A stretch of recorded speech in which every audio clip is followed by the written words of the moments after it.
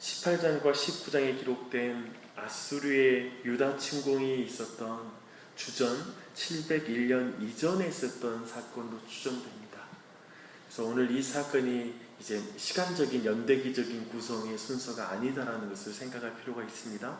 히스기야는 죽을 병이 들고 이사야 선지자는 그가 죽을 것이라고 선언했습니다. 히스기야는 이제 벽면을 보고 기도하기 시작합니다. 이는 전심으로 여호와께 모든 것을 의탁하는, 의지하는 모습이라고 보는 것이 합당합니다. 참으로 이사야는 여호와를 바짝 쫓아가는 왕이었습니다. 여호와께 밀착하는 것이죠. 마치 벽면에 가까이 밀착하는 것처럼 그는 여호와께 밀착되어 있습니다. 그의 간절하고 어린아이와 같은 그 기도를 주님께 드리는데요, 하나님께서는 그 기도를 들으시고 그의 생명을 15년이나 연장시켜준 일입니다. 히스기야는 3일 만에 나아가 여호와의 전에 올라갈 것이라고 말씀하고 있습니다. 사실 여기에서 즉각이 아니라 3일 만이라는 이 표현이 조금은 어색합니다. 치유가 되었으면 즉각 여호와 앞에 올라갈 수 있는데, 왜냐하면 왕궁에서 성전은 그렇게 멀지 않기 때문에 그렇습니다. 근데 우리가 이걸 보아서 봤을 때 히스기야가 얼마나 위중한 상태에 처했었는지를 우리는 깊이 확인할 수가 있습니다. 또 하나님 자신과 다윗을 위하여 아수르의 손에서 유다를 건져주실 것이라고 히스기야의 질병만이 아니라 사실 그에게 남은 사명을 말해주고 있습니다. 이 말씀은 이제 6절을 보면 이 사건이 곧 아수르의 공격이 있을 것이라는 것을 암시해주는 말씀입니다. 그래서 히스기야는 이제 3일 만에 여호와의 전에 올라갈 징조까지 이제 구하죠. 사실 이 부분은 우리에게는 좀 당돌해 보이기도 하고, 어떻게 이런 기도를 드릴까 싶은 장면이기도 합니다. 그래서 아마도 이때 병이 치유되기 시작했고 분명히 이제 살아나는 국면으로 전환되었다라는 걸 확인할 수 있죠. 징조를 구하는 것을 통해서 볼 때, 그리고 3일 만에 올라갈 것이라는 것을 통해서 볼 때 아마도 이제 병이 이제 전환되어서 회복 국면에 들어가기 시작했고, 이제 아마 그것이 어느 정도 시간이 걸렸다라고 보고 그것을 위해서 또한 징조까지 구하는 것이라고 우리는 확인할 수가 있습니다. 근데 이제 구할 때 이제 아하스가 만든 해시기가 십도를 물러나게 함으로써 징조를 보여달라고 이렇게 구합니다. 근데 생각해보면 이 해시계가 앞으로 가는 게 아니라 뒤로 가게 해달라는 것은 더 어려운 기도였기 때문에, 어려운 일이기 때문에 그렇게 구했다라는 그 장면에서 볼 때에도 여러 가지 그 하나님이 불가능한 일을 이루시는 분이식을 더욱 드러낼 뿐만 아니라, 아마도 그렇게 다시 히스기야가 뒤로 돌아가는 장면이 이제 히스기야가 15년의 생명을 덤으로 얻는 그것을 볼 때 비슷한 그런 맥락의 모습으로 보이기도 합니다. 여하튼 이것은 불가능한 역사였죠. 하나님의 놀라운 역사로 히스기야의 수명은 연장되었지만, 그러나 기억할 것이 있습니다. 그 시간은 분명하게 제한된 시간이었습니다. 이것은 비단 히스기야의 수명만이 아니라 히스기야의 운명과 같이 유다의 운명도 이제 제한된 시간에 연장을 받고 있다는 사실을 늘 보여줍니다. 이제 어쩌면 우리 모두에게도 동일하겠죠. 우리도 사실은 늘 하나님께서 생명을 연장시켜서 이 자리에 있다라는 마음을 가져야 됩니다. 마치 덤으로 주신 인생이다라는 그 중심을 갖는 것이죠. 왜냐하면 우리는 지금 하나님께 벌을 받아도 할 말이 없는 자들이기 때문에 그렇습니다. 이제 오늘 이 말씀에 보니까 이제 이 사건이 있고 얼마 지나지 않아 바벨론의 사절단이 방문합니다. 히스기야의 입장에서 적국인 아수르를 대적하기 위해서 바벨론과 좋은 외교 관계를 갖는 것은 필요로 했을 것입니다. 그래서 그 사절단에게 보물과 무기 등 자신들의 국력을 낱낱이 보여줍니다. 이것은 이사야를 통해서 호된 하나님의 책망을 얻게 하는 그런 사건입니다. 왜냐하면 히스기야가 아수르에서 구원받는 것도, 또 지금 방금 전에 죽을 병에서 구원받겠다라는 징표를 얻어서 그가 나음을 얻는 것도 모두 하나님의 은혜로 된 것이잖아요. 즉 히스기야 개인과 유다의 생명이 연장되는 것은 오직 하나님의 은혜로만 된다, 하나님의 역사로만 된다는 걸 분명히 보여줬잖아요. 그런데도 불구하고 그가 바벨론을 의지하여 그와 친하려고 했던 것, 더 친밀하게 원해서 자신들의 모든 사정을 보여주는 것, 마치 친하려고 더 자신을 솔직하게 이야기 나누는 사람들의 마음처럼 그렇게 구걸하는 행위는 하나님 앞에 분명하게 히스기야의 어긋난 동기가 드러나는 사건이었기 때문에 그렇습니다. 그러므로 하나님은 결국 유다가 아수르가 아니라 바벨론에게 1세기 후에 멸망하게 될 것을 선고하십니다. 물론 그 일이 일어나는 것은 히스기야의 통치 이후에 있을 일이라고 말씀하십니다. 히스기야는 여기에서 하나님께 행하신 일이 선하다고밖에 할 말이 없었습니다. 그래서 말하기를 당신이 전한 바 여호와의 말씀이 선하나이다. 내가 사는 날에 태평과 진실이 있을진데 어찌 선하지 아니하리요 라고 말합니다. 얼핏 보면 좀 이기적인 말 아닙니까? 내 살았을 때 일이 아니라니까 감사합니다, 주님은 선하십니다 하는 것처럼 보이지만 이 말이 아니라 하나님이 마땅히 나의 불신앙과 어리석음대로 하신다면 지금 심판을 받아도 할 말이 없는데 하나님이 이 때를 연장하여 주시니 감사합니다 라고 이 부분을 해석하는 것이 마땅할 것입니다. 이제 히스기야는 이제 기도함으로 자기 인생의 15년을 연장받았습니다.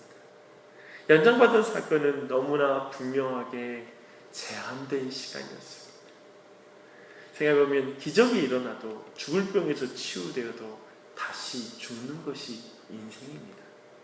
그러나 이어진 히스기야의 잘못은 1세기 후 바벨론에 의한 유다의 멸망의 선고를 받게 했습니다. 히스기야의 연장된 시간은 유다의 연장된 시간을 그대로 반영해 주는 것을 오늘 본문은 말해주고 있습니다. 우리가 인생에서 사용하는 시간 또한 모든 시간 또한 다 그렇습니다. 우리가 지금 사는 것이 연장된 시간을 은혜로 사는 것이라는 사실을 알고 계십니까? 이걸 늘 잊으면 안 됩니다.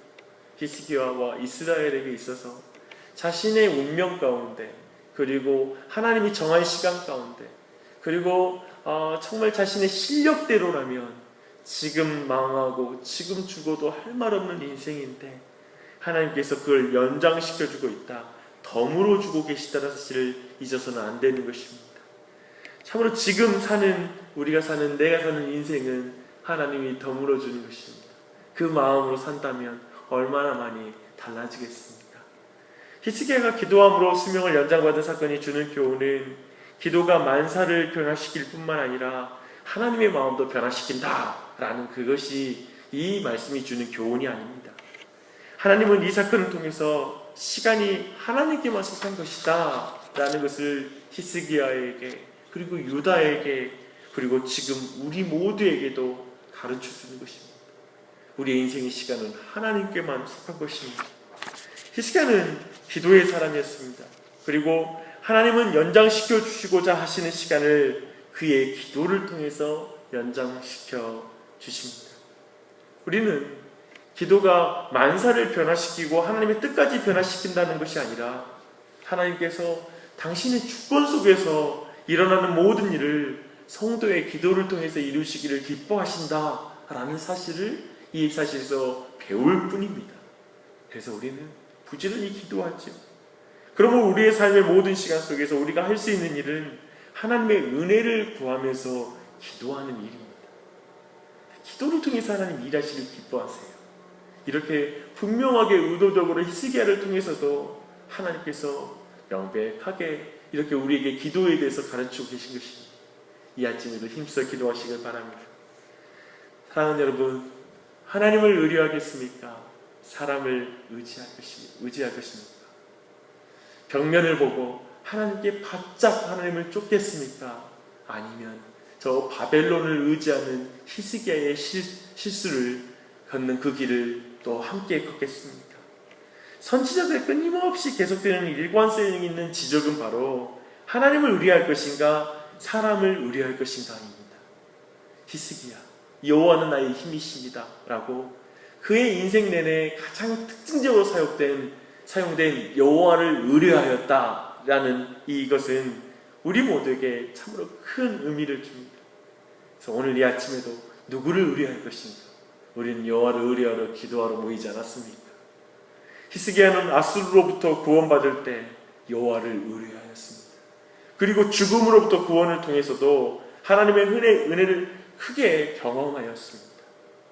이것을 우리는 늘 기억하며 우리가 배워야 될 것입니다. 그런데 한 가지 놓치지 말 건, 그런 은혜를 경험함에도 불구하고 바벨론의 도움을 받고자 하는 마음을 또 한편 가진 거예요.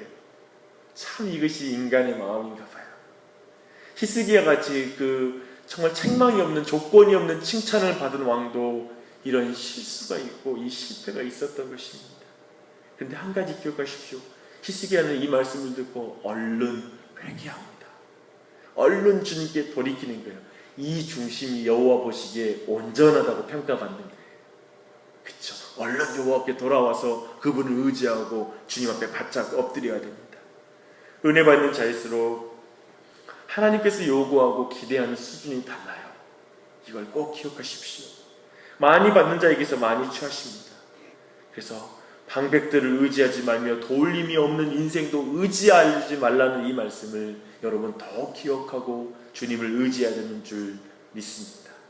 여러분의 인생에도 히스기야, 여호와는 나의 힘이십니다 라는 이 고백이 여러분의 삶에도 특징적인 고백이 되기를 예수님의 이름으로 축원합니다. 기도하겠습니다. 하나님 아버지, 오늘 열왕기하 20장 말씀을 통하여 하나님의 말씀을 우리에게 들려주시니 감사합니다. 우리 모두에게 주어진 모든 시간이 은혜로 연장되어진 시간인 것을 주님 알려주시니 감사합니다. 그런 것을 우리가 잘 알고 살게 하여 주시되 감사함으로 살게 해주시고, 우리에게 주어진 시간들을 낭비하지 않도록 은혜 베풀어 주시옵소서. 우리에게 주어진 시간, 우리에게 주신 물질로 남들에게 자랑하고 그리고 내 자신을 드러내는 일에 사용되는 게 아니라 오직 하나님만 의지하는 일에 주님 우리의 모든 것으로도 감사하며 열심히 하나님의 영광을 위해 모든 것을 사용하며 살 수 있도록 은혜 베풀어 주시옵소서. 특별히 날마다 주님의 은혜를 구하며 무릎 꿇는 삶이 되게 해주시고, 히스기야처럼 여호와께 바짝 붙어 주님을 뒤따르는 인생이 되게 해주시고 될 수 있도록 은혜 베풀어 주시옵소서. 특별히 늘 은혜 받는 자임을 기억합니다. 그러니 우리가 늘 하나님께 바짝 돌이켜 회개하는 은혜를 베풀어 주셔서 하나님의 말씀으로 책망받으면 맞습니다, 주님의 뜻이 맞습니다, 주님이 선하십니다 라고 말하고 주님 뒤에 바짝 뒤쫓는 그런 회개의 은혜가 우리의 평생에 뒤따르게 하여 주시고, 주님 그러한 은혜로 말미암아 여호와 보시기에 온전하였다라는 주님의 평가를 받을도록 그런 은혜를 받는 우리가 될 수 있도록 은혜 베풀어 주시옵소서. 이 아침에도 한 사람 한 사람 주님 앞에 간구하며 기도합니다.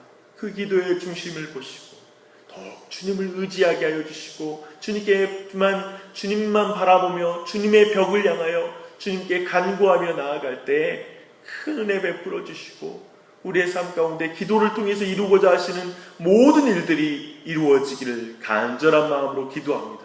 기도를 통한 하나님의 역사를 믿습니다. 우리가 기도할 때 하나님이 일하실 것을 믿고 이 시간 나와 가정과 온 교회를 위하여 주님 그리고 이 민족을 위하여 기도하는 아침 되게 하여 주시옵소서. 감사드리며 예수님의 이름 받들어 기도드립니다. 아멘.